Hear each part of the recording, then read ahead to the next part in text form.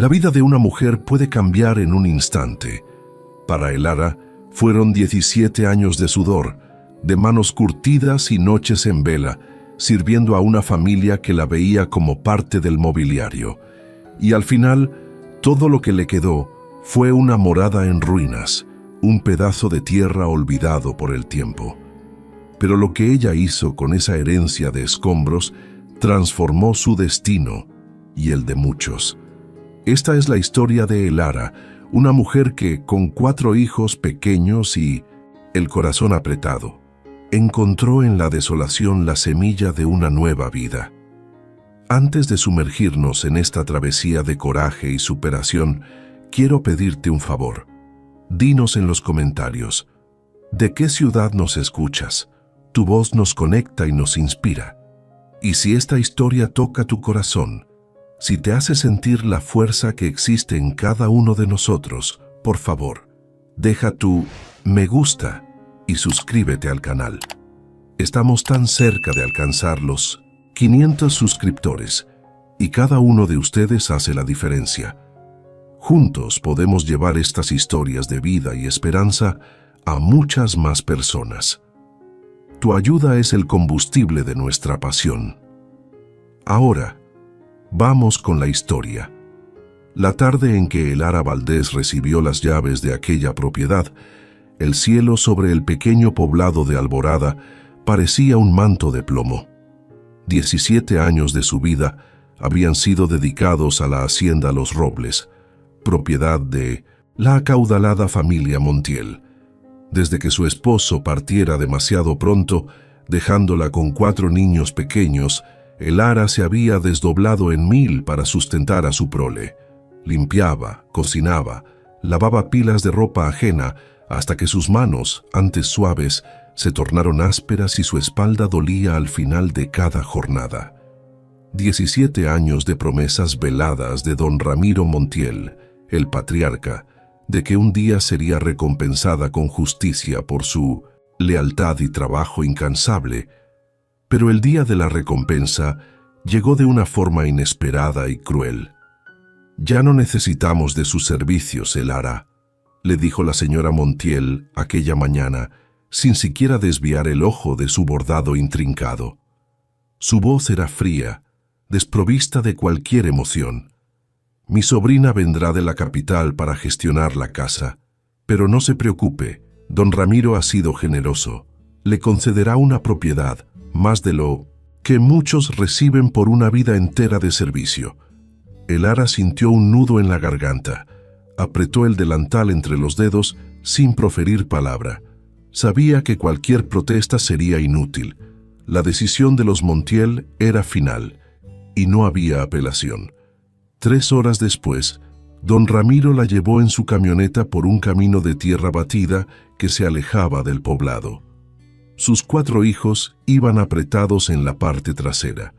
Sofía, la mayor, de 14 años, se mantenía en silencio, con el semblante serio. Leo, de 11, observaba el paisaje desolado con ojos muy abiertos. La pequeña Ana, de 6, se abrazaba a su hermana y el bebé Miguel dormía tranquilamente en los brazos de Elara. «Es allí», dijo don Ramiro, señalando hacia un descampado entre arbustos secos y cactos. Lo que Elara vio la dejó sin aliento.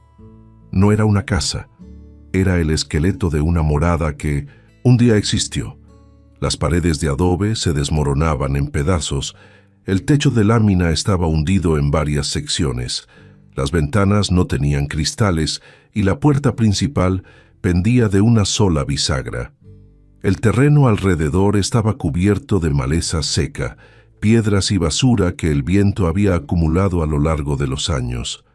A lo lejos, más allá de las colinas áridas, las luces tenues de Alborada apenas podían verse. Estaban solos, completamente aislados. «La escritura está a su nombre», continuó don Ramiro, sacando un sobre manila de la guantera. «Esto es lo que le corresponde por su servicio. Nadie podrá decir que no fuimos justos». Elara tomó el sobre con manos temblorosas. No era justicia, era un descarte. Era la manera elegante de quitársela de encima sin tener que darle dinero. ¿Y se puede vivir aquí?, preguntó con la voz quebrada. Don Ramiro se encogió de hombros. Eso depende de usted, Elara. Hay quienes han levantado mucho con menos o puede venderla si encuentra quien se la compre. Sonrió con una mezcla de lástima y desprecio. Aunque dudo que alguien quiera esto. Bajó las pocas cajas con sus pertenencias y se marchó, levantando una nube de polvo que tardó varios minutos en asentarse. Sofía fue la primera en hablar. «Mamá, no podemos quedarnos aquí». Elara caminó despacio hacia la casa. Empujó la puerta y ésta cayó al suelo con un golpe seco que levantó más polvo. Adentro olía a humedad, a abandono, a años sin vida. El piso de tierra estaba lleno de grietas. En una esquina había un colchón viejo carcomido por los ratones. Las telarañas colgaban del techo como cortinas grises. Leo entró detrás de su madre. «Hay un pozo allá atrás, mamá. Todavía tiene agua». «¿Ves?», dijo Elara con una voz que intentaba sonar firme. «Tenemos agua, tenemos techo y tenemos estas 4 paredes». Se volteó hacia sus hijos. «Esto es nuestro. Nadie nos puede echar. ¿Entienden? Por primera vez en 17 años, nadie nos puede echar». Pero en el fondo, Elara sentía un miedo que le apretaba el pecho como un puño. No sabía cómo iban a sobrevivir. No sabía cómo iba a proteger a sus hijos en aquel lugar olvidado de la mano de Dios. Esa noche, durmieron en 1900 el suelo sobre cobijas viejas, escuchando los aullidos lejanos de los coyotes y el crujir constante de la madera podrida. Miguel lloraba cada 2 horas, y Elara lo mecía en la oscuridad, mientras las lágrimas le rodaban en silencio por las mejillas. A la mañana siguiente, Elara se levantó antes del amanecer, salió al terreno y miró el horizonte. El sol empezaba a pintar las lomas de un color naranja intenso. El aire olía a tierra, seca y a mezquite. Se arrodilló allí mismo, en medio de aquel páramo y rezó. No pidió un milagro, solo pidió fuerza. Cuando sus hijos despertaron, Elara ya había barrido el interior de la casa y había empezado a sacar la basura. Sofía y Leo se unieron sin que nadie les dijera nada. Ana juntaba piedras pequeñas y las apilaba como si construyera una casita. Miguel gateaba sobre una cobija extendida al sol. Los días siguientes fueron una batalla constante. Elara caminaba 4 kilómetros hasta el pueblo para comprar lo mínimo: frijoles, tortillas, jabón. Regresaba cargando las bolsas y con Miguel amarrado a la espalda. En las tardes, ella y Leo reparaban las partes del techo que podían con pedazos de madera y láminas que encontraban tiradas en el terreno. Sofía cuidaba a los pequeños y cocinaba con lo poco que tenían. No había electricidad, no había estufa, no había nada más que la voluntad de no rendirse. Pero Elara sabía que aquello no era suficiente. Necesitaba trabajo, necesitaba dinero, necesitaba algo más que la terquedad para mantener vivos a sus hijos. Una semana después, cuando el sol estaba en su punto más alto y el calor hacía temblar el aire, Elara escuchó el ronroneo de un motor acercándose por el camino de tierra. Se asomó por la ventana sin cristal y vio algo que no esperaba. Una camioneta negra, nueva, reluciente, completamente fuera de lugar en medio de aquella desolación. El vehículo se detuvo frente a la casa. Un hombre bajó. Vestía camisa blanca, pantalón de vestir y botas finas. Tenía alrededor de 50 años, el cabello entrecano y una mirada calculadora que recorría el terreno con interés profesional. No miraba la casa en ruinas, miraba la tierra. Elara salió despacio, limpiándose las manos en el delantal. El hombre se volteó hacia ella y sonrió con cortesía. «Buenos días, señora. Me llamo Ricardo Solís. Disculpe la intromisión, «Pero, ¿es usted la dueña de este terreno?».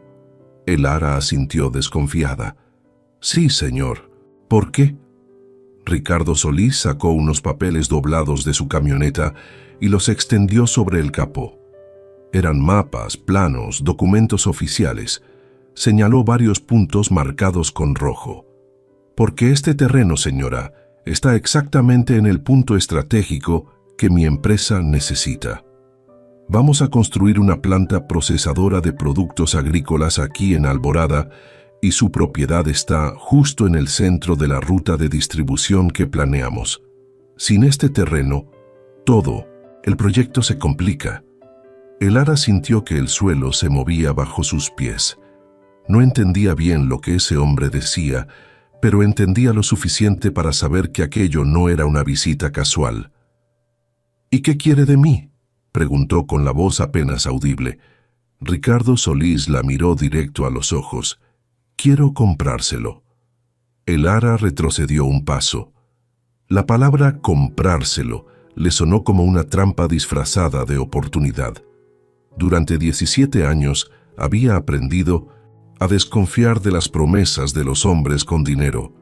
Siempre venían con letra pequeña, siempre terminaban favoreciendo a quien ya tenía todo.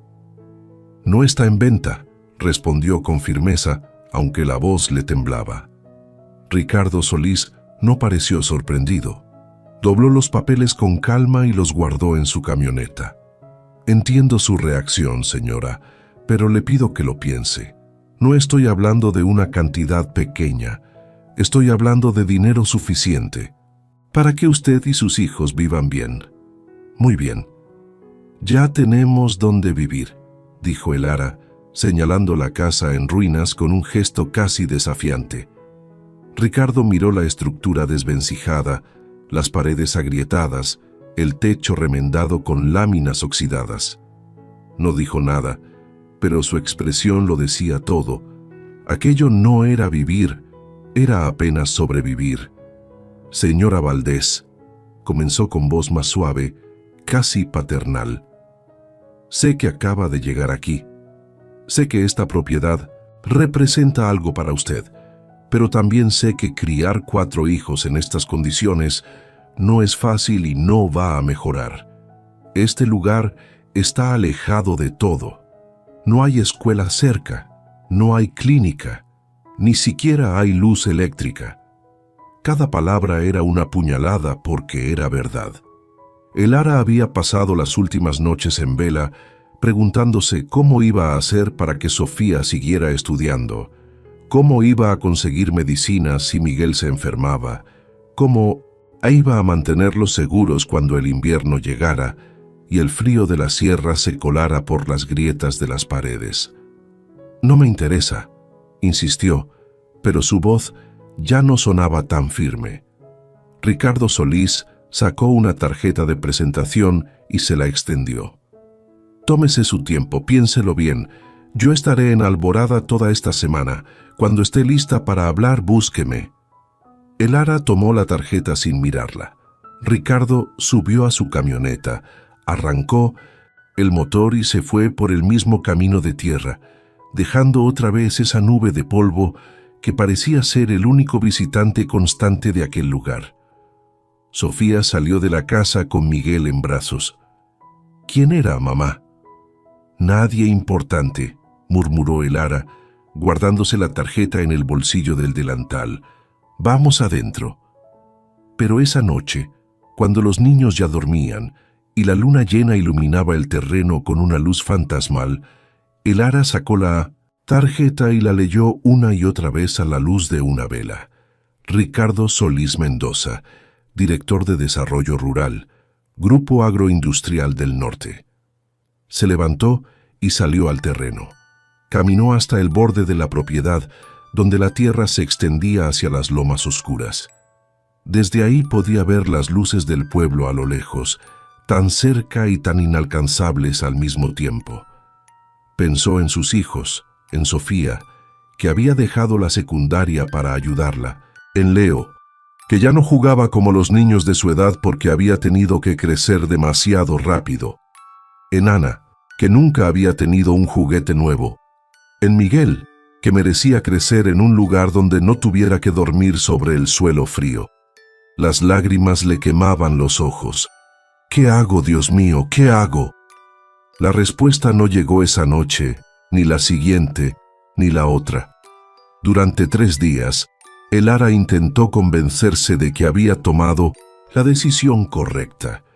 Se levantaba al amanecer, trabajaba hasta el anochecer, reparaba lo que podía, limpiaba lo que no tenía remedio. Pero cada noche, cuando se acostaba en el suelo junto a sus hijos, el miedo le apretaba el pecho con más fuerza. El 4.º día, Ana se despertó con fiebre alta. Su cuerpecito ardía y tiritaba al mismo tiempo. Elara la envolvió en todas las cobijas que tenían y le puso paños de agua fresca en la frente. Sofía corrió al pueblo a buscar al médico, pero regresó sola 2 horas después. «El doctor Ramos dice que no puede venir hasta aquí», explicó entre sollozos. «Que llevemos a Ana al consultorio, pero cobra 200 pesos la consulta, mamá. ¿Y nosotras?» Elara revisó la lata donde guardaba el dinero. Apenas quedaban 50 pesos. No era suficiente ni para la consulta, mucho menos para las medicinas. Cargó a Ana y caminó los 4 kilómetros hasta el pueblo con Miguel amarrado a la espalda. El sol caía como plomo derretido sobre su cabeza. Para cuando llegó al consultorio del doctor Ramos, las piernas le temblaban y la espalda le ardía. La pequeña Ana lloraba débilmente con la carita roja y los labios resecos. El doctor Ramos la atendió de mala gana. Le recetó antibióticos y un jarabe para la fiebre. «Son 300 pesos en total», dijo sin mirarla a los ojos. «Doctor, yo...» Elara sintió que las palabras se le atascaban en la garganta. «Solo tengo 50 pesos, pero le juro que le voy a pagar todo. Déjeme llevar las medicinas para mi niña y yo...» «Señora, esto no es una beneficencia», interrumpió el doctor, guardando las recetas en el cajón de su escritorio. «Sin el pago completo no hay medicinas, lo siento». Elara salió del consultorio con las manos vacías y el corazón roto. Ana seguía ardiendo en 1900 fiebre. Miguel lloraba de hambre y ella no tenía nada, absolutamente nada. Se sentó en la banqueta frente a la plaza principal de Alborada con sus 2 hijos pequeños, sintiendo que el mundo entero se le caía encima. La gente pasaba a su lado sin verla, como si fuera invisible. Entonces recordó la tarjeta. La sacó del bolsillo con manos temblorosas, la miró durante largos segundos. Sabía que si llamaba a ese hombre, si aceptaba su oferta, estaría cruzando una línea que no tenía vuelta atrás. Estaría vendiendo el único pedazo de tierra que alguna vez había sido suyo, el único lugar donde nadie podía echarla. Pero también sabía que si no hacía algo, si no conseguía ese dinero, Ana podía empeorar y entonces no habría terreno ni casa ni nada que valiera la pena. Se levantó despacio y caminó hasta la papelería de la esquina. Pidió prestado el teléfono con voz apenas audible. Marcó el número que venía en la tarjeta. «Bueno», respondió la voz de Ricardo Solís al tercer timbrazo. Elara tragó saliva. «Señor Solís, soy Elara Valdés, la dueña del terreno». Hubo un silencio breve. «Señora Valdés, me da gusto que llamara. ¿En qué la puedo ayudar?» Necesito hablar con usted sobre su oferta». «Por supuesto. ¿Dónde está?» «Voy por usted». Media hora después, Ricardo Solís estacionó su camioneta frente a la plaza.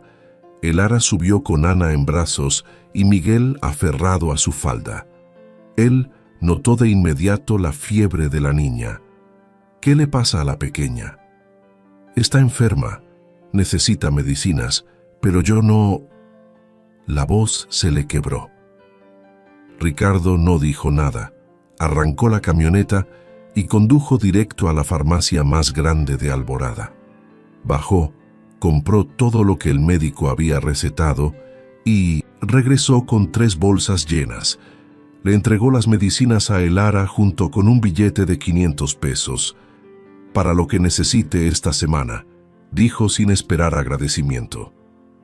Elara miró las medicinas, el dinero y después a ese hombre que acababa de hacer en 5 minutos lo que ella no había podido hacer en días. Las lágrimas le rodaron sin control. «¿Por qué hace esto?». Ricardo la miró con una expresión que Elara no supo descifrar. «Porque sé lo que es luchar solo y porque, señora Valdés, usted me va a vender ese terreno. Pero quiero que lo haga porque es la mejor decisión para usted, no porque no tiene otra opción». Esa noche, de regreso en la casa en ruinas, después de darle las medicinas a Ana y verla dormir con la respiración más tranquila, Elara se sentó en el suelo y lloró. Lloró de alivio, de miedo, de gratitud, de rabia contra el mundo que la había llevado hasta ese punto, y supo en el fondo de su alma que la decisión ya estaba tomada. Al día siguiente, cuando Ricardo Solís regresó como había prometido, Elara lo esperaba afuera de la casa con la escritura en las manos. «Quiero saber cuánto ofrece», dijo con una voz que ya no temblaba. Ricardo sacó un documento de su portafolio, lo abrió sobre el capó de la camioneta y señaló una cifra escrita con números grandes y claros. Elara leyó 1 vez, 2 veces, 3 veces. Era más dinero del que había visto en toda su vida. Pero antes de que pudiera responder, Ricardo agregó algo que cambió todo. «Y además de eso, señora Valdés, quiero ofrecerle un trabajo». Elara se quedó mirando a Ricardo Solís sin comprender del todo. La cifra del terreno todavía le daba vueltas en la cabeza. Era una cantidad imposible, irreal, y ahora ese hombre le hablaba de un trabajo. «No entiendo», dijo al fin. «¿Qué tipo de trabajo?».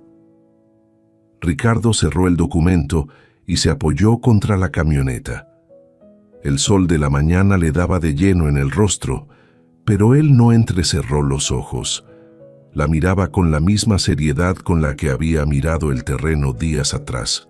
«Cuando mi empresa empiece a operar aquí en Alborada, vamos a necesitar gente de confianza, gente que conozca la región, que entienda cómo se mueve el pueblo, que sepa tratar con los agricultores locales, alguien que pueda coordinar la logística de producción, administrar recursos, supervisar equipos de campo». Hizo una pausa. «He conocido a mucha gente en mi vida, señora Valdés, y puedo reconocer a alguien capaz cuando lo veo». Elara sintió que las mejillas le ardían. «Señor Solís, yo solo sé limpiar casas, cocinar, lavar ropa. No sé nada de empresas ni de coordinar nada». «Eso no es verdad», respondió Ricardo con firmeza. «Usted ha criado sola a 4 hijos. Ha tomado esta casa en ruinas y en menos de 2 semanas la ha convertido en un lugar donde se puede dormir. Ha organizado el poco dinero que tiene para que sus hijos coman todos los días. Ha caminado kilómetros bajo el sol con un bebé a la espalda para conseguir lo que necesitaban. Eso, señora Valdés, es administrar recursos, es resolver problemas, es liderar». Usted cruzó de brazos. «Y eso es exactamente lo que necesito». Elara negó con la cabeza abrumada. «Pero yo no tengo estudios. Apenas terminé la primaria». «Yo tampoco», dijo Ricardo con una media sonrisa. «Empecé cargando costales en una finca cuando tenía 14 años. Lo que sé lo aprendí trabajando, equivocándome, volviendo a intentar. Y veo eso mismo en usted, alguien que no se rinde». Las palabras flotaron en el aire caliente de la mañana. Elara quería creerle, quería pensar que era posible, pero el miedo era más grande que la esperanza. ¿Y si fracasaba? ¿Y si la despedían al primer mes? ¿Y si vendía el terreno y después se quedaba sin nada otra vez? «¿Cuánto tiempo tengo para pensarlo?», preguntó con la voz ronca. El tiempo que necesite, respondió Ricardo. Pero le voy a ser honesto, señora Valdés. La construcción de la planta empieza en 3 meses. Si acepta, necesito que se mude pronto, que se instale bien con sus hijos, que empiece a conocer cómo funciona la operación. Entre más rápido arranquemos, mejor para todos. El Ara miró hacia la casa en ruinas. Sus hijos estaban adentro.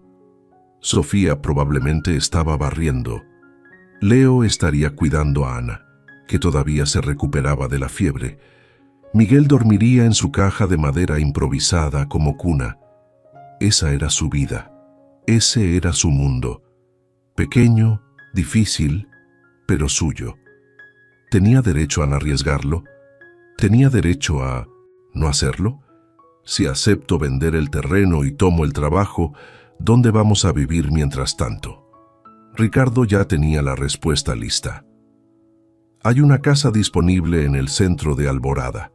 3 recámaras, cocina equipada, baño completo, luz, agua. Puedo rentársela los primeros 6 meses mientras usted decide qué hacer con el dinero de la venta. Después, si quiere comprar su propia casa, adelante. O si prefiere ahorrar, también. Era demasiado bueno, demasiado perfecto. El Ara había aprendido a desconfiar de lo perfecto. ¿Y qué gana usted con todo esto?, preguntó mirándolo directo a los ojos. ¿Por qué me ayuda tanto? Ricardo sostuvo la mirada sin pestañear. Gano una coordinadora comprometida. Gano a alguien que va a defender este proyecto como si fuera suyo, porque en cierta forma lo es. Usted conoce a esta gente, señora Valdés. Ellos van a confiar en usted, no en cualquier forastero que yo traiga de la capital o de otra ciudad. Respiró hondo.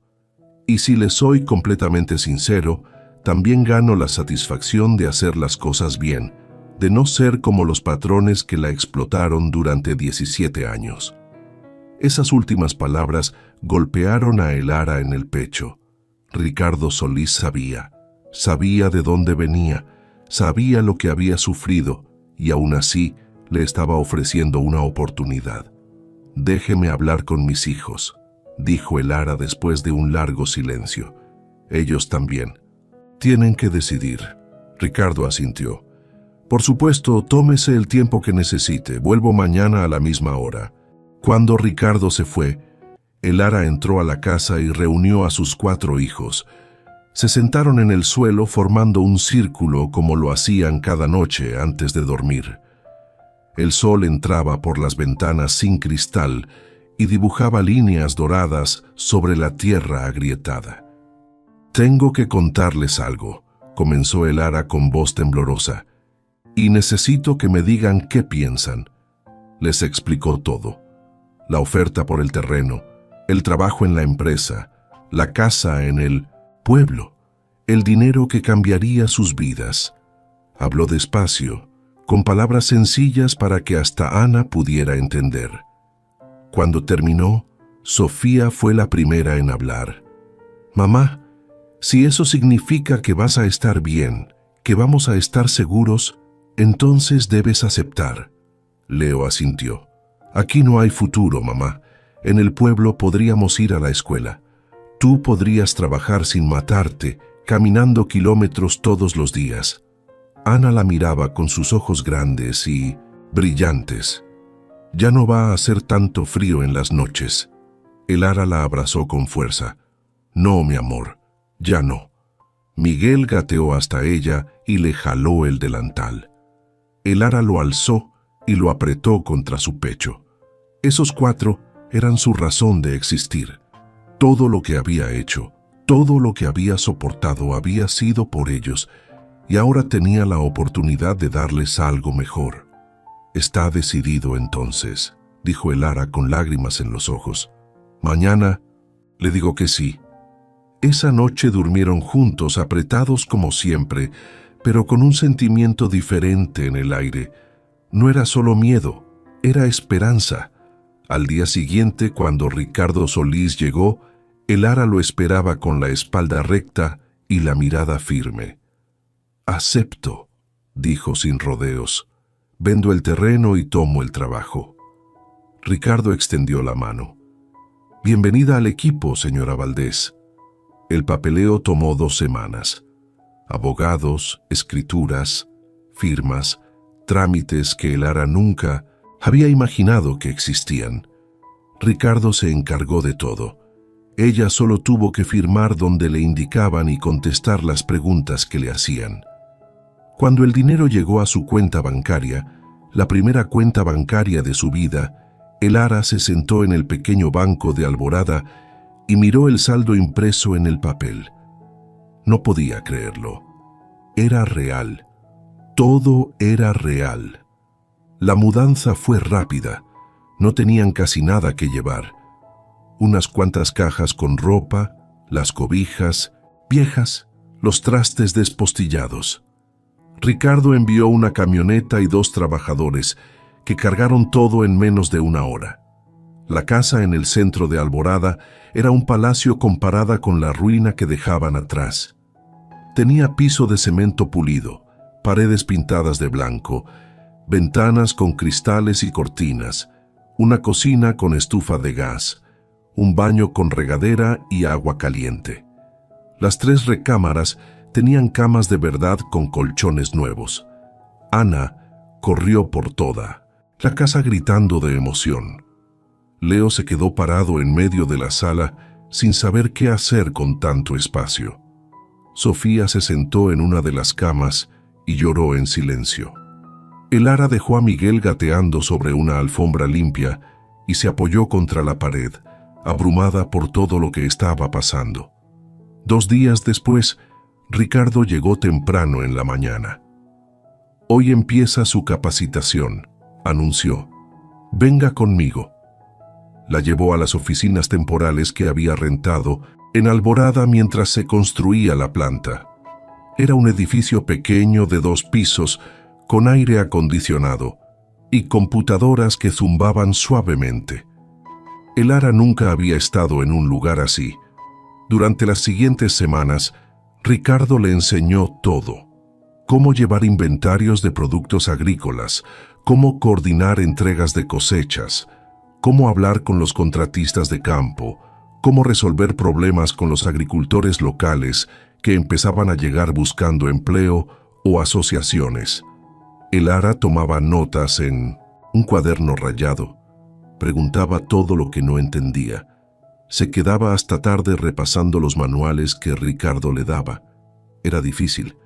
Había días en que sentía que no iba a poder, que había aceptado algo demasiado grande para ella, pero cada vez que pensaba en rendirse, recordaba la casa en ruinas, recordaba las noches de frío, recordaba la impotencia de no poder comprar medicinas para Ana y seguía adelante. Un mes después, cuando la construcción de la planta agroindustrial comenzó oficialmente, Elara ya estaba lista. Ricardo la presentó ante los ingenieros agrónomos, los capataces de campo, los trabajadores. Ella es Elara Valdés, nuestra coordinadora de operaciones locales. Cualquier cosa que necesiten, cualquier problema que tengan, ella es su contacto directo. Los hombres la miraron con desconfianza. Una mujer sin estudios. ¿Qué iba a saber ella de agricultura, de logística, de manejo de equipos? Elara sintió el peso de esas miradas, pero no bajó la cabeza, no se achicó. Había sobrevivido a cosas peores que la duda de un grupo de hombres. «Buenos días», dijo con voz clara. «Sé que algunos de ustedes se están preguntando, ¿qué hace alguien como yo en este puesto? Les voy a decir lo que sé hacer. Trabajar sin descanso, resolver lo que parezca imposible y no rendirme hasta que el trabajo esté hecho. Si eso les parece suficiente, vamos a llevarnos bien. Si no». Hizo una pausa, pues van a tener que acostumbrarse. Algunos sonrieron, otros asintieron con respeto. Uno de los capataces más viejos, un hombre de barba gris y manos callosas, se acercó y le extendió la mano. «Bienvenida, señora Valdés. Creo que nos va a caer bien». Los primeros meses fueron caóticos. Retrasos en las entregas de insumos, problemas con los permisos de siembra, quejas de los vecinos por el ruido de la maquinaria, accidentes menores en la obra. Elara atendía todo con una calma que sorprendía hasta a Ricardo. Negociaba con los proveedores de semillas, calmaba a los agricultores molestos por los tiempos de espera, organizaba los turnos para que la producción no parara. Resolvía conflictos entre los trabajadores antes de que se convirtieran en peleas. Y poco a poco, aquellos hombres que la habían mirado con desconfianza empezaron a buscarla para pedirle consejo, para preguntarle cómo resolver tal o cual problema, para agradecerle por haber intercedido ante Ricardo cuando querían un aumento o mejores condiciones. Elara se ganó su respeto, no con títulos, no con estudios, sino con trabajo duro y decisiones justas. Pero su influencia no se limitaba a la planta. La historia de Elara, la viuda que había levantado a sus hijos de la ruina y ahora dirigía una parte importante de la nueva agroindustria, comenzó a correr por Alborada. Otras mujeres del pueblo, que también enfrentaban dificultades, la veían como un faro de esperanza. Empezaron a acercarse a ella tímidamente al principio, luego con más confianza. Le contaban sus problemas, sus humillaciones, sus miedos. Elara, recordando sus propias noches de desesperación, las escuchaba con empatía. No ofrecía soluciones mágicas, pero sí palabras de aliento, consejos prácticos sobre cómo organizarse, cómo buscar pequeñas oportunidades, cómo no rendirse. Con el tiempo, Elara comenzó a usar su nueva posición para el bien de la comunidad. Se dio cuenta de que muchas madres solteras no podían trabajar porque no tenían dónde dejar a sus hijos. Propuso a Ricardo la creación de una pequeña guardería en las instalaciones de la planta para los hijos de los trabajadores. Ricardo, viendo el valor de la iniciativa, la apoyó. Elara también organizó talleres de capacitación para las mujeres del pueblo, enseñándoles a procesar productos agrícolas de forma artesanal para que pudieran venderlos en el mercado local y generar sus propios ingresos. Se convirtió en la voz de los que no tenían voz, abogando por la construcción de una pequeña clínica rural más cerca de las comunidades agrícolas y por la mejora de las escuelas. Una tarde, 6 meses después de que todo comenzara, Ricardo la llamó a su oficina. Elara entró esperando otro problema que resolver, pero Ricardo estaba sonriendo. «Siéntese, señora Valdés». Ella se sentó nerviosa. Ricardo deslizó un sobre por el escritorio. «Ábralo». Elara lo abrió con manos temblorosas. Adentro había un contrato permanente con un sueldo que triplicaba lo que había ganado en toda su vida trabajando para los Montiel. «Es oficial», dijo Ricardo. «Ya no es una prueba, es su puesto para siempre si usted quiere». Elara leyó el contrato una y otra vez, sin poder creer lo que veía. Las lágrimas le nublaron la vista. «Gracias», susurró. «Gracias por creer en mí». Ricardo negó con la cabeza. «No me agradezca. Usted se ganó esto sola». Esa noche Elara llegó a casa y reunió a sus hijos. Les mostró el contrato. Les dijo que ya no tendrían que preocuparse nunca más por el dinero, por la comida, por la ropa, por las medicinas, que podrían estudiar lo que quisieran, que tendrían un futuro. Sofía la abrazó, llorando. Leo gritó de alegría. Ana bailó por toda la sala. Miguel, que ya caminaba tambaleándose, aplaudió sin entender, pero contagiado de la felicidad de todos.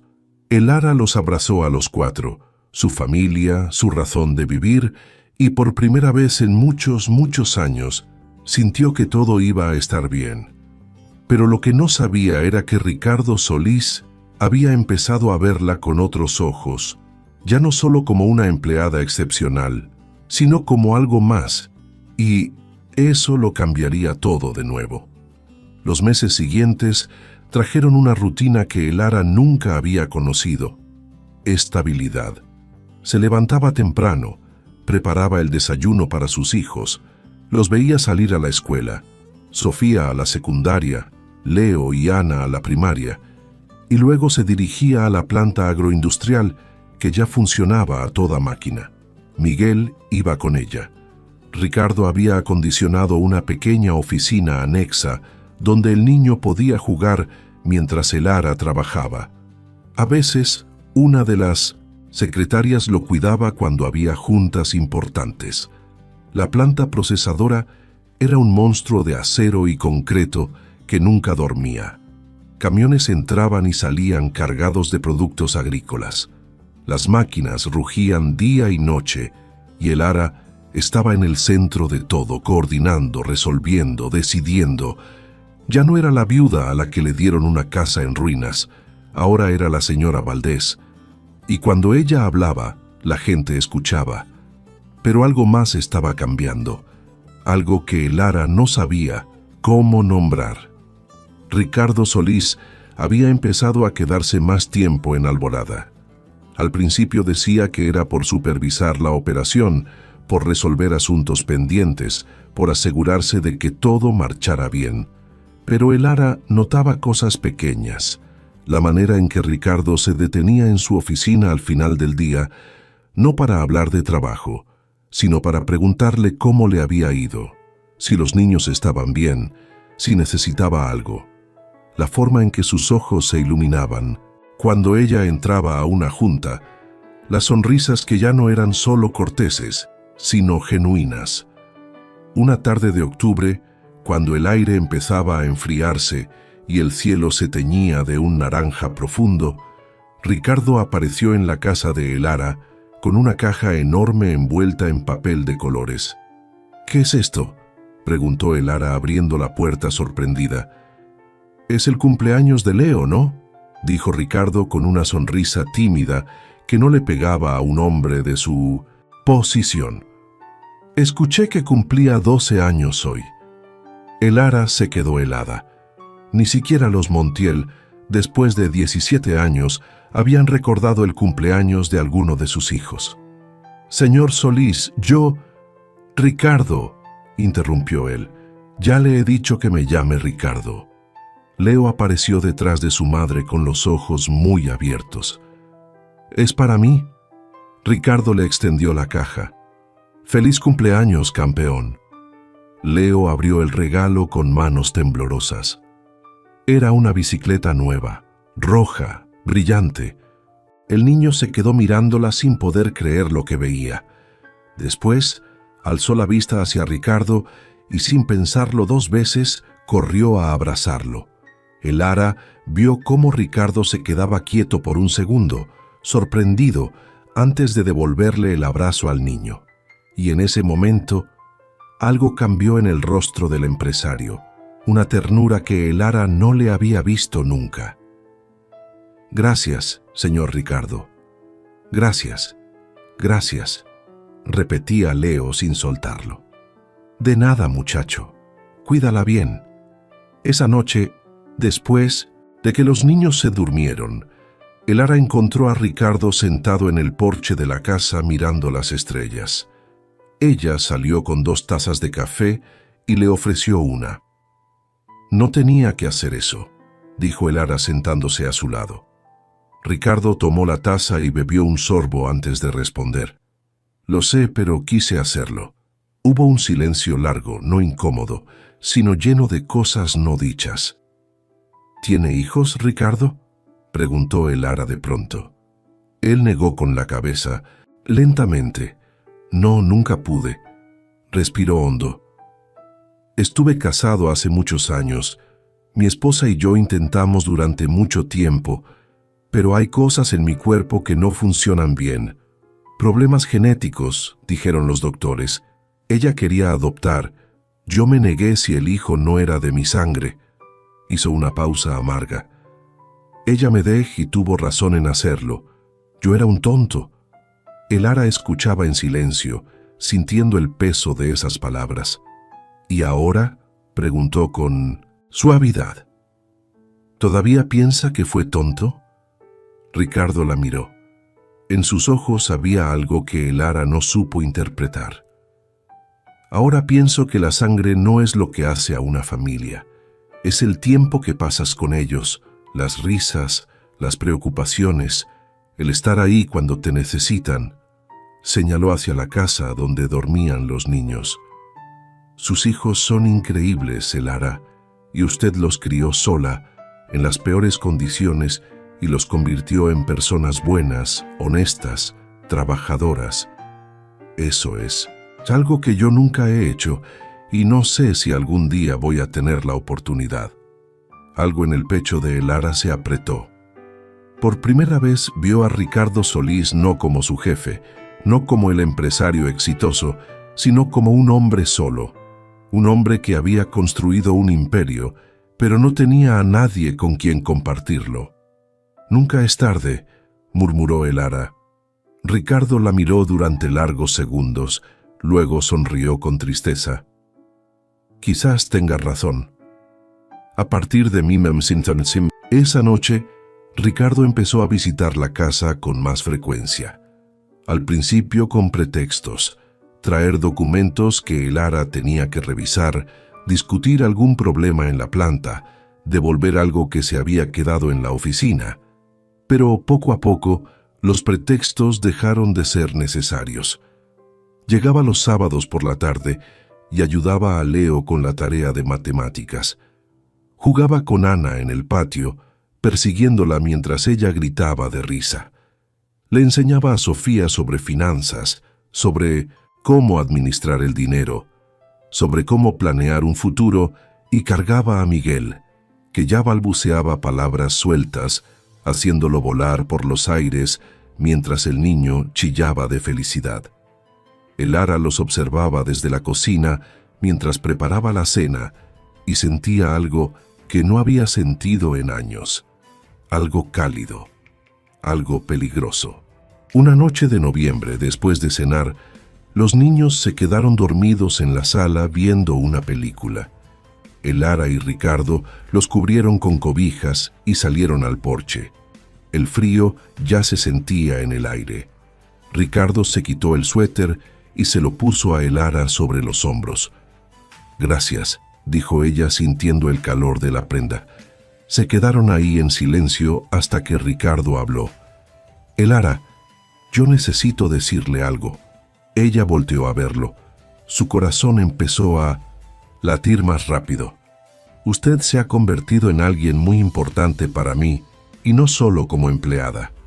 Estos últimos meses, estar cerca de usted, de sus hijos, me ha hecho sentir algo que no sentía desde hace mucho tiempo».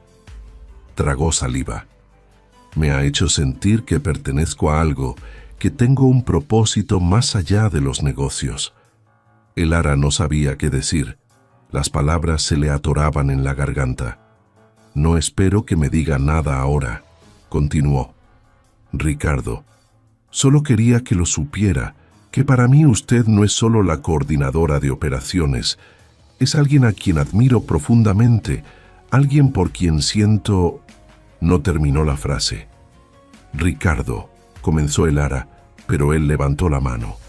«No me responda hoy, piénselo. Tómese todo el tiempo que necesite, yo no voy a ninguna parte». Esa noche, cuando Ricardo se fue y los niños estaban profundamente dormidos, Elara se sentó en su cama y lloró. Lloró porque tenía miedo. Miedo de volver a confiar, miedo de volver a amar, miedo de que todo fuera demasiado bueno para ser verdad.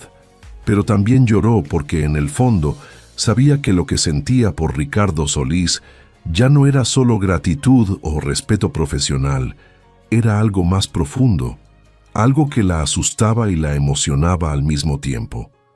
Las semanas siguientes fueron extrañas. Elara y Ricardo seguían trabajando juntos, pero ahora había una tensión diferente en el aire, una electricidad que ninguno de los dos sabía cómo manejar. Se miraban de más, se rozaban las manos al pasar papeles, se quedaban conversando hasta tarde en la oficina, hablando de todo menos de lo importante. Los trabajadores empezaron a notar. Las secretarias cuchicheaban, pero nadie decía nada directamente.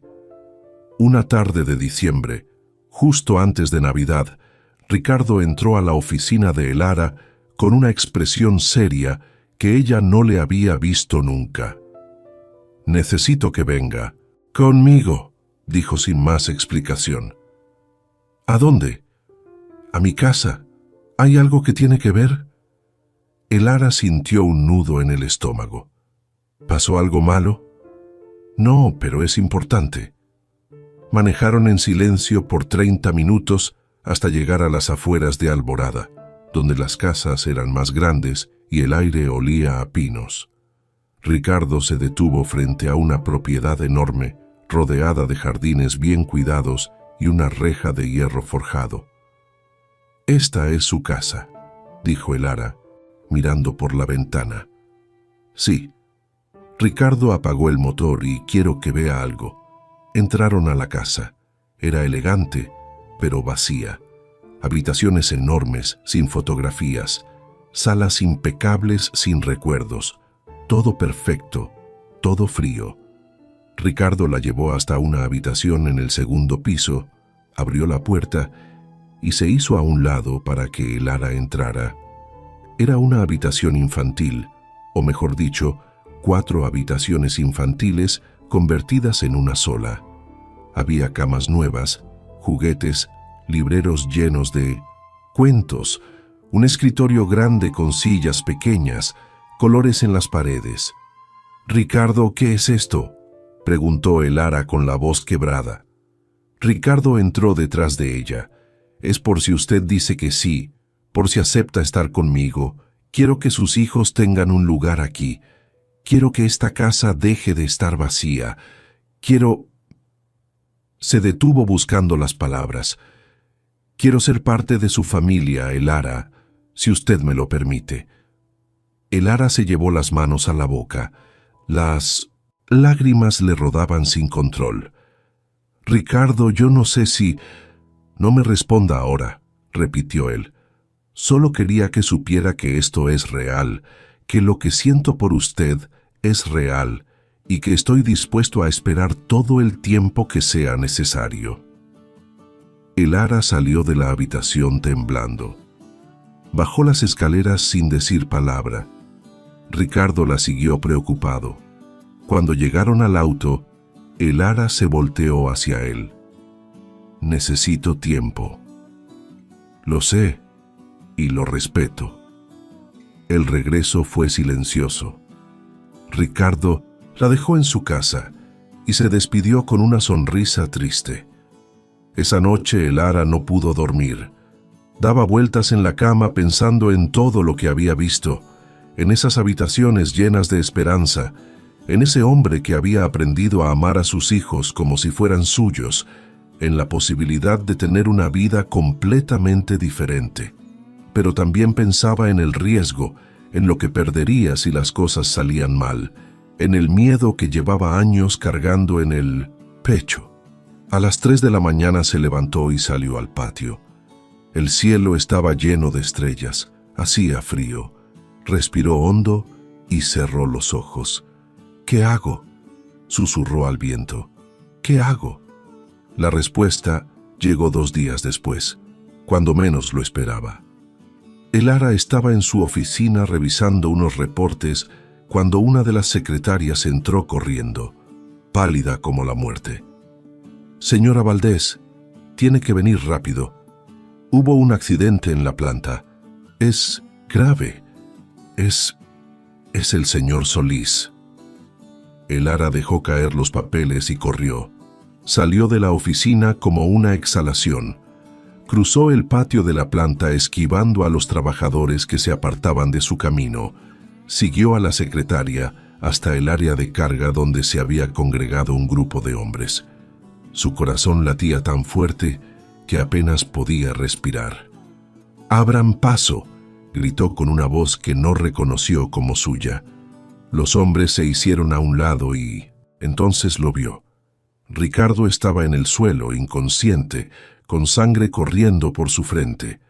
Una viga de acero había caído mal durante una maniobra y lo había golpeado de lleno. A su lado, 2 trabajadores intentaban detener la hemorragia con trapos que ya estaban empapados de rojo. «¡Que alguien llame a la ambulancia!», gritó Elara arrodillándose junto a él. «¡Rápido!». «Ya viene en camino, señora», dijo uno de los capataces, «pero el hospital está a media hora». Elara tomó la mano de Ricardo. Estaba fría, demasiado fría. «Ricardo, escúchame. No te atrevas a morirte. ¿Me oyes? No te atrevas». Los párpados de Ricardo se movieron apenas. Un gemido débil escapó de sus labios. Elara sintió que el mundo entero se detenía. «Aguanta, por favor, aguanta». La ambulancia llegó después de lo que pareció una eternidad. Los paramédicos lo subieron a la camilla con movimientos rápidos y precisos. Elara intentó subir con ellos, pero uno de los paramédicos la detuvo. «Solo familia, señora. Soy su...». Elara se quedó sin palabras. No era su esposa, no era su novia, no era nada oficial, pero en ese momento sintió que era todo. «Soy su familia», terminó con firmeza. El paramédico la miró durante un segundo y asintió. «Súbase». El viaje al hospital de Alborada fue una pesadilla. Ricardo entraba y salía de la conciencia. Los paramédicos trabajaban sobre él tomando signos vitales, conectándolo a máquinas que pitaban con urgencia. Elara se aferraba a su mano, rezando en silencio todas las oraciones que recordaba de su infancia. «Por favor, Dios, no me lo quites todavía. No, por favor». Cuando llegaron al hospital, se llevaron a Ricardo directo a cirugía. Elara se quedó en la sala de espera temblando, cubierta de sangre que no era suya. Una enfermera le ofreció una bata limpia y café, pero ella no podía moverse, no podía pensar. Solo podía sentir el vacío horrible que se abría en su pecho ante la posibilidad de perder a ese hombre. Las horas pasaron. Elara no supo cuántas. En algún momento, Sofía llegó corriendo con sus hermanos. Alguien de la planta los había ido a buscar a la escuela y los había traído al hospital. «Mamá, ¿qué pasó?», preguntó Sofía con los ojos llenos de lágrimas. «¿Está bien el señor Ricardo?». Elara abrazó a sus hijos. «No lo sé, mi amor, no lo sé». Leo tenía la cara pálida. «Pero va a estar bien, ¿verdad? Tiene que estar bien». Ana lloraba en silencio, aferrada al brazo de su hermana mayor. Miguel, que ya tenía 2 años y medio, preguntaba una y otra vez: «¿Dónde tío Rigo? ¿Dónde tío Rigo?». Escuchar a su hijo más pequeño llamar así a Ricardo le rompió el corazón a Elara en 1000 pedazos. Se dio cuenta entonces de algo que había estado negando durante meses. Sus hijos lo amaban. Lo habían adoptado como parte de la familia mucho antes de que ella se atreviera a admitir sus propios sentimientos, y ella también lo amaba. Dios mío, lo amaba. ¿Cómo no se había dado cuenta antes? Cada vez que él entraba a una habitación, el mundo se volvía más brillante. Cada palabra que intercambiaban tenía un peso que iba más allá de lo profesional. Cada mirada que compartían hablaba de cosas que ninguno se había atrevido a decir en voz alta, y ahora podía perderlo sin haberle dicho nunca la verdad. 6 horas después de que lo metieran a cirugía, un doctor salió con el uniforme quirúrgico todavía puesto y la mascarilla colgando del cuello. Elara se levantó de un salto. «¿Cómo está?». El doctor se veía cansado, pero aliviado. «Está estable, tuvo suerte. El golpe fue fuerte, pero no le causó daño cerebral permanente. Tiene una fractura en el cráneo que va a sanar. Varias costillas rotas y perdió bastante sangre, pero va a recuperarse completamente». Hizo una pausa. «Aunque va a necesitar reposo absoluto durante al menos 2 meses». Elara se dejó caer en la silla sollozando de alivio. Sofía la abrazó. Leo sonreía por primera vez en horas. Ana aplaudía. Miguel repetía: «Tío Rigo, bien. Tío Rigo, bien».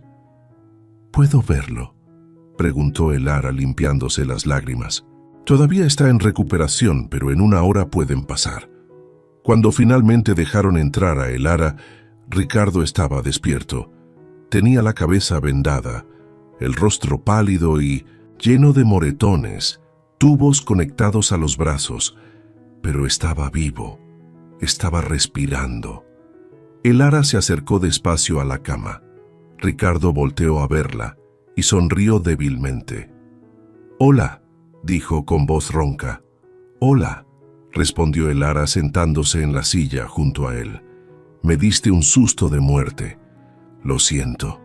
Ricardo intentó reírse, pero hizo una mueca de dolor. «No fue mi intención». Elara tomó su mano con cuidado, evitando las agujas y los cables. «Ricardo, cuando pensé que podías morir, me di cuenta de algo». Él la miró con atención esperando. «Me di cuenta de que he sido una cobarde. Tuve tanto miedo de volver a confiar, de volver a amar, que casi dejo pasar lo mejor que me ha pasado en la vida». Las lágrimas le corrían por las mejillas. «Tú me salvaste, Ricardo, no solo cuando compraste el terreno o me diste trabajo. Me salvaste cuando me devolviste la dignidad, cuando me hiciste creer que yo valía, algo más que limpiar casas ajenas, cuando trataste a mis hijos como si fueran tuyos». Ricardo apretó su mano débilmente. «Elara, déjame terminar». Ella respiró hondo. «Yo también te amo. Y sí, quiero estar contigo. Sí, quiero que seamos una familia. Si tú todavía…» No pudo terminar la frase, porque Ricardo la jaló hacia él con todo y el dolor y la besó. Fue un beso torpe, interrumpido por los tubos y las vendas, y la incomodidad de la cama de hospital, pero fue el beso más sincero que Elara había recibido en toda su vida. Cuando se separaron, ambos estaban llorando. «Te amo», susurró Ricardo, «y voy a pasar el resto de mi vida demostrándotelo». En ese momento, la puerta se abrió y entraron los 4 niños, empujados por una enfermera que había cedido ante sus súplicas. Se abalanzaron sobre la cama con cuidado, rodeando a Ricardo, tocándolo para asegurarse de que era real, de que estaba ahí. Ricardo los abrazó uno por uno con lágrimas rodando por su rostro magullado. «Hola, chicos, los extrañé». «Nosotros también te extrañamos, tío Rigo», dijo Leo con voz entrecortada. Sofía lo besó en la mejilla. «No vuelvas a asustarnos así». Ana se acurrucó a su lado. «Ya no te vas a ir». «No, princesa, ya no me voy a ir nunca». Miguel trepó a la cama y se sentó en el regazo de Ricardo con cuidado. «Mi papá», dijo señalándolo con su manita regordeta. El silencio que siguió fue denso. Elara se quedó helada. Era la primera vez que Miguel decía esa palabra. El niño era tan pequeño cuando su padre murió que no tenía ningún recuerdo de él. Ricardo miró a Elara con ojos llenos de lágrimas y esperanza. «¿Puedo?». Elara asintió, incapaz de hablar. «Sí, puedes». Ricardo abrazó a Miguel con todo el cuidado del mundo. «Sí, campeón, soy tu papá». Los meses siguientes fueron de recuperación lenta pero constante. Ricardo no podía trabajar, así que Elara se hizo cargo de la planta agroindustrial completamente. Demostró una y otra vez que era capaz de manejar la operación sin ayuda. Los números subieron, la productividad mejoró. Los trabajadores la respetaban no por ser la mujer del jefe, sino por mérito propio. Ricardo, mientras tanto, pasaba sus días en casa de Elara recuperándose. Los niños lo cuidaban. Sofía le hacía de comer. Leo le leía en voz alta. Ana le dibujaba tarjetas. Miguel no se separaba de su lado. y Elara llegaba cada noche cansada del trabajo para encontrarse con una familia completa, esperándola con risas, con calor, con amor. Una tarde de marzo, cuando Ricardo ya podía caminar, sin ayuda y las vendas habían desaparecido, la llevó al porche de la casa. El sol se ponía sobre las lomas de Alborada, pintando el cielo de naranja y púrpura. Se arrodilló con dificultad, todavía algo adolorido, y sacó una pequeña caja de terciopelo azul. Elara Valdés, he estado solo toda mi vida. Construí un imperio, pero viví en un palacio vacío.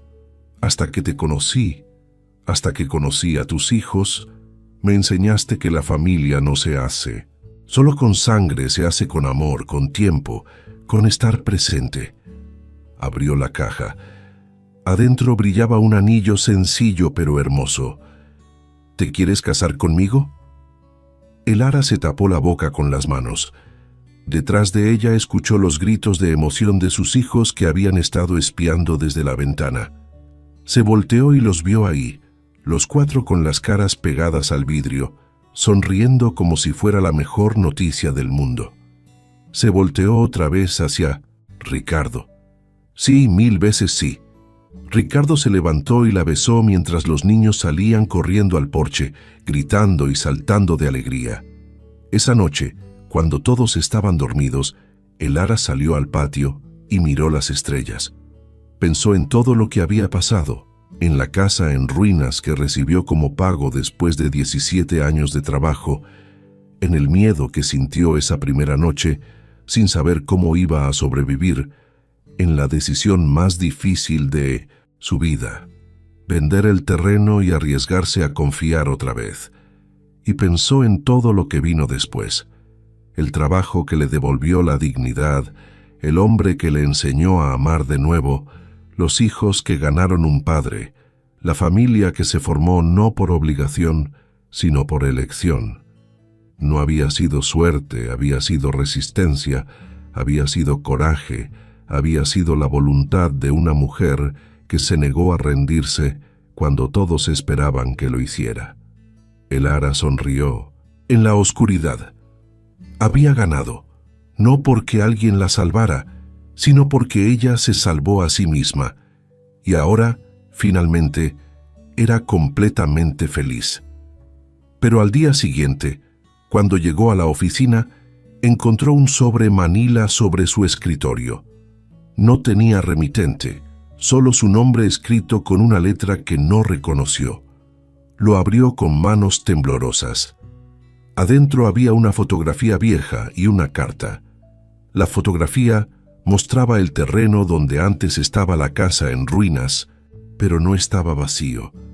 Había algo enterrado allí, algo que brillaba incluso en la imagen borrosa. Y la carta decía: hay cosas que don Ramiro nunca te contó, cosas que valen más que todo lo que tienes ahora, y yo sé dónde están. Elara se quedó mirando la fotografía durante largos minutos. El corazón le latía con fuerza en los oídos. Esa imagen mostraba el terreno que había vendido, su terreno, pero desde un ángulo que ella nunca había visto. Parecía tomada desde arriba, quizás desde una loma cercana. Y allí, en el área detrás de donde estaba la casa en ruinas, había una marca circular en la tierra, como si alguien hubiera excavado y luego cubierto el hoyo imperfectamente.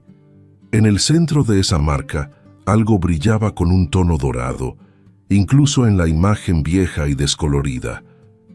Leyó la carta otra vez. La letra era temblorosa, como de alguien mayor o enfermo. No había firma, solo esa frase críptica que le helaba la sangre. Hay cosas que don Ramiro nunca te contó, cosas que valen más que todo lo que tienes ahora, y yo sé dónde están. Guardó el sobre en su bolso y trató de concentrarse en el trabajo del día, pero no pudo. Su mente regresaba una y otra vez a esa fotografía, a esa promesa inquietante. ¿Qué podía estar enterrado allí? ¿Por qué alguien le enviaba esto ahora, meses después de que había vendido el terreno? A media mañana Ricardo llegó a la planta. Ya caminaba casi normal, aunque todavía evitaba los movimientos bruscos. Entró a la oficina de Elara y la encontró mirando por la ventana, ausente. «¿Qué pasa?», preguntó cerrando la puerta detrás de él. «Te conozco. Algo te está comiendo por dentro».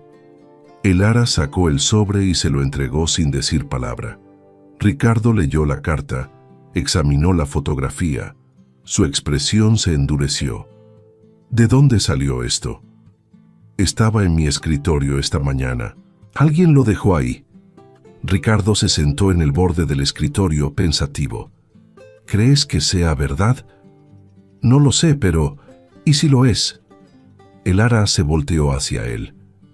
«Ricardo, ese terreno ahora es tuyo.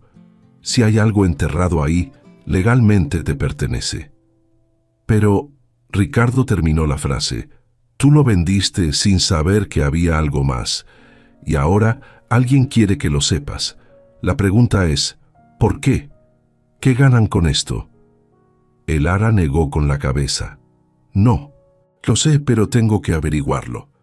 Esa tarde, sin decirle nada a nadie más, Elara y Ricardo manejaron hasta el terreno.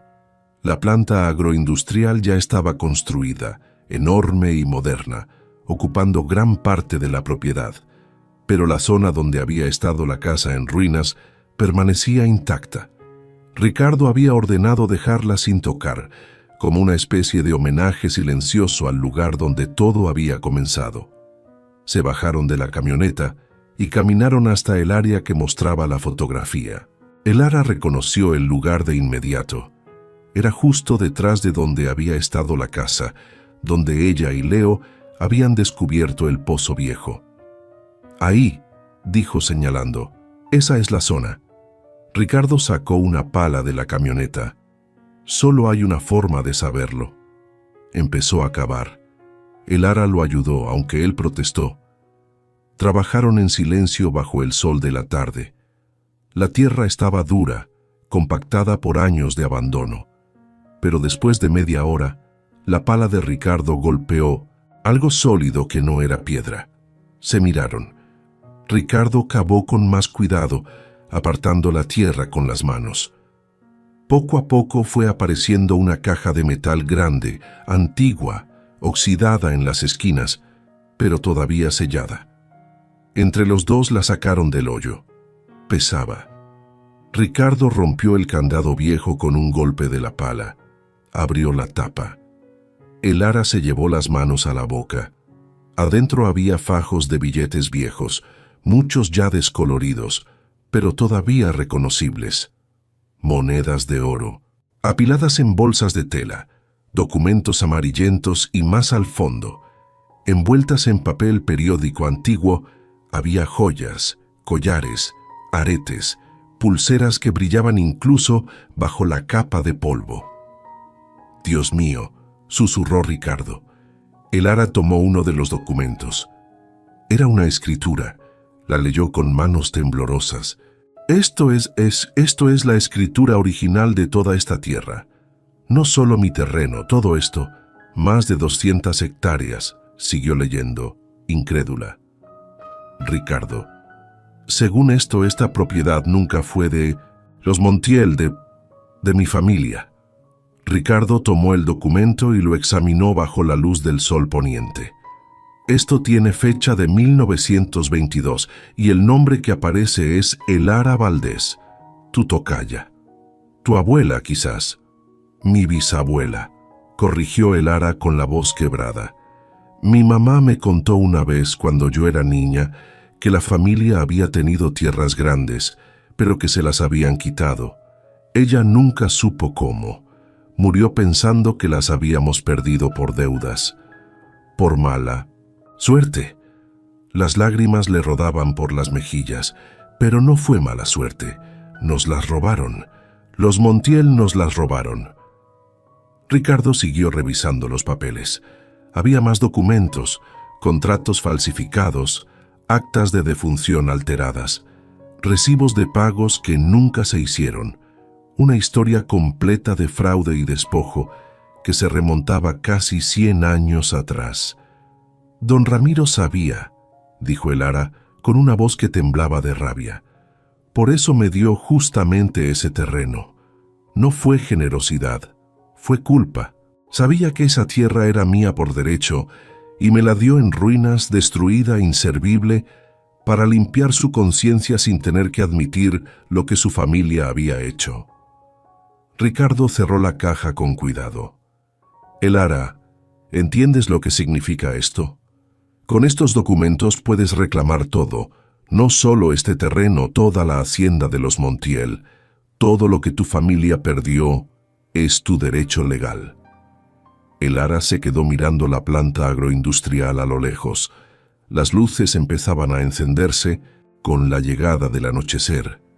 Pensó en los trabajadores que salían de sus turnos, en las familias que dependían de esos empleos, en la comunidad que había florecido alrededor de la operación. Pensó en la casa que ahora compartía con Ricardo y sus hijos, en la vida que habían construido juntos, en la felicidad que finalmente había encontrado. Y pensó en la venganza que podría tomar, en la justicia que podría exigir. «No», dijo al fin. Ricardo la miró sorprendido. «¿Qué?»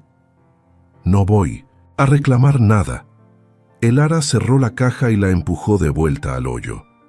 «Esta tierra ya me dio lo que necesitaba.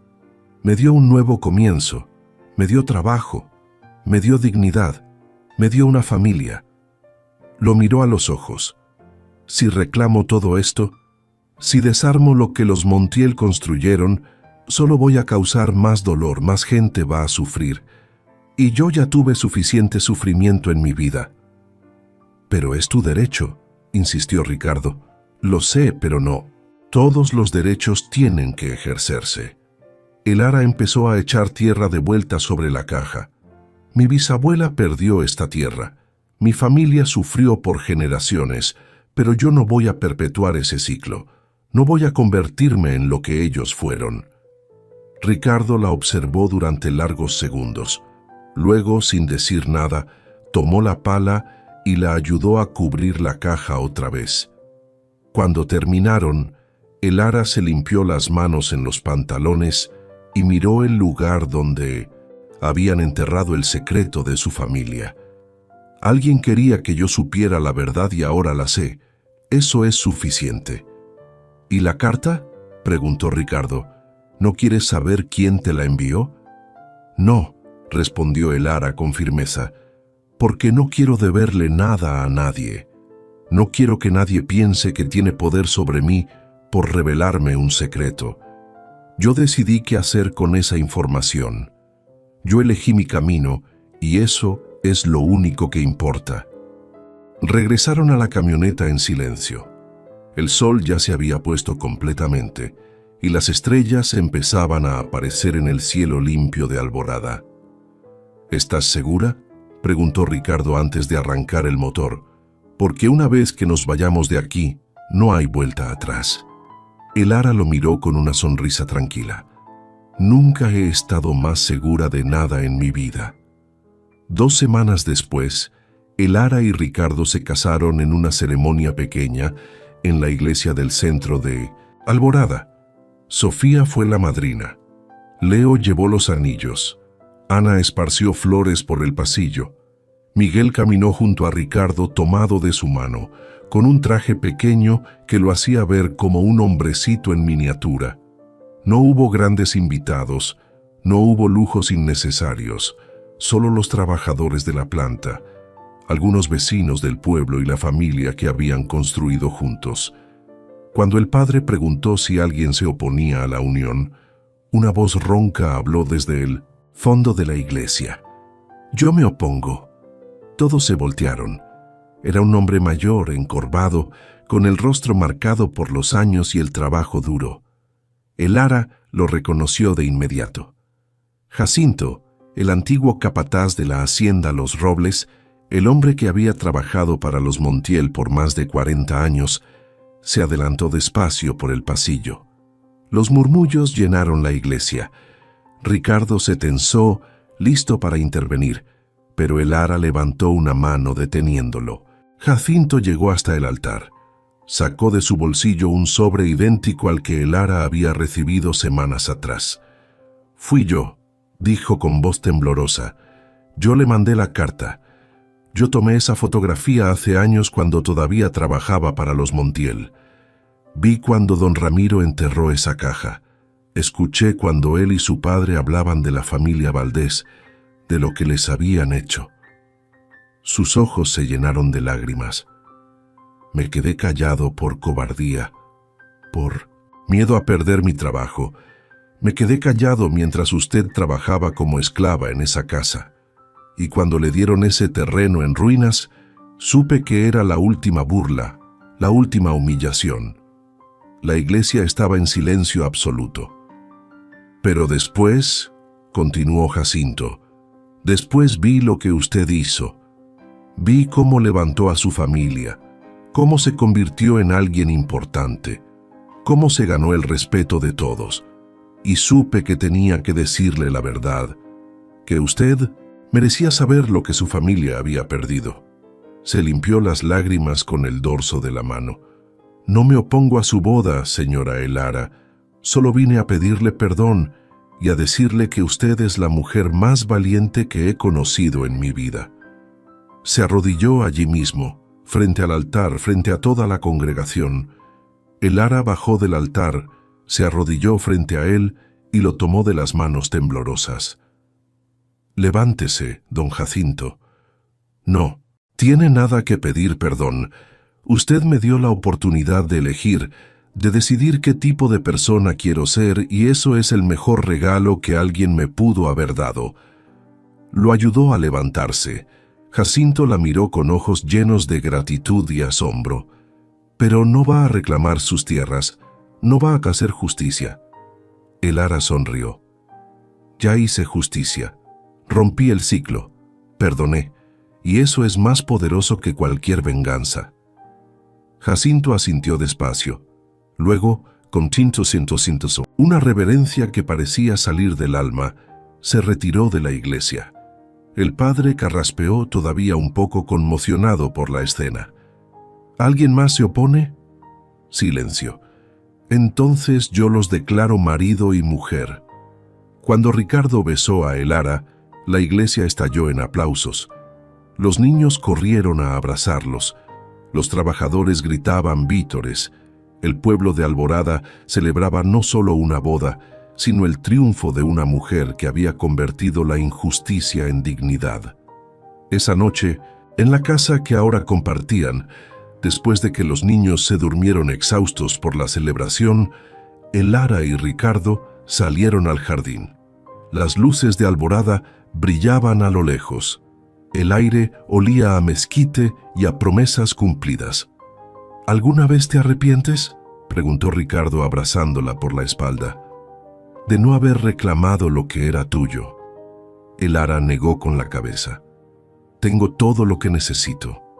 Tengo una familia que me ama, un trabajo que me da propósito, una vida que construí con mis propias manos». Se volteó para mirarlo. «Los Montiel me dieron una casa en ruinas pensando que me estaban descartando, pero lo que no sabían es que yo no necesitaba un palacio para ser feliz. Solo necesitaba una oportunidad para demostrar de qué estaba hecha». Ricardo la besó suavemente. «Eres extraordinaria». «No», dijo Elara. «Solo soy una mujer que se negó a rendirse, y eso, mi amor, es algo que nadie me puede quitar». Se quedaron, ahí bajo las estrellas, dos personas que habían encontrado el uno en el otro, no una salvación, sino una compañía, no un rescate, sino un complemento. Y en algún lugar bajo la tierra de Alborada, enterrada y olvidada, una caja de metal guardaba el secreto de una injusticia centenaria, un secreto que Elara Valdés había elegido dejar en paz, porque había aprendido que la verdadera riqueza no estaba en lo que le habían quitado, sino en lo que había construido, no en lo que había perdido, sino en lo que había ganado, no en la venganza, sino en el perdón. Y esa noche, mientras dormía junto al hombre que amaba con sus 4 hijos seguros en sus habitaciones, Elara soñó no con el pasado, sino con el futuro. Un futuro brillante, lleno de posibilidades, construido sobre los escombros de una casa en ruinas que alguna vez fue su castigo y se convirtió en su bendición. Porque a veces lo que parece el final es solo el comienzo, y a veces la justicia verdadera no se encuentra en los tribunales ni en las venganzas, sino en la capacidad de una mujer para transformar el dolor en fortaleza, la humillación en dignidad y las ruinas en cimientos de una vida nueva.